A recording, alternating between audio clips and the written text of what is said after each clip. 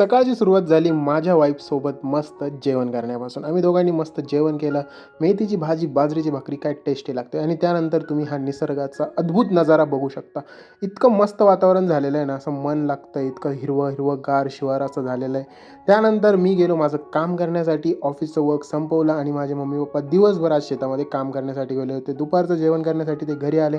त्यानंतर आम्ही मस्त चहा घेतला. चहासोबत मस्त पार्लेजी बिस्किट आणि मी आणि पायलने मस्त चहा पार्टी एन्जॉय केली. त्यानंतर रात्रीच्या जेवणामध्ये पायलने मस्त डाळ बनवलेली होती आणि त्यासोबत होत्या मस्त गरमागरम चपात्या. त्यानंतर म्हणजे मम्मी पप्पा शेतातून घरी आले होते आणि माझ्या लॅपटॉपमधून डेटा ट्रान्सफरही सुरू होतं, कारण मला माझा जुना लॅपटॉप रिटर्न करायचा. आणि थंडी इतकी भयंकर वाढली की ब्लँकेटची कमी व्हायला लागली आणि मम्मीसाठी पायल एक ब्लँकेट घेऊन चालली होती आणि मम्मीने बघा व्यास्तीन हातांना लावली, कारण ती दिवसभर काम करत होती आणि तिचे हात खराब झाले होते आणि 3-3 ब्लँकेट घेऊन मम्मी झोपायला गेलेली, कारण थंडीच खूप वाढली. भेटूया पुढच्या ब्लॉगमध्ये. Like share subscribe.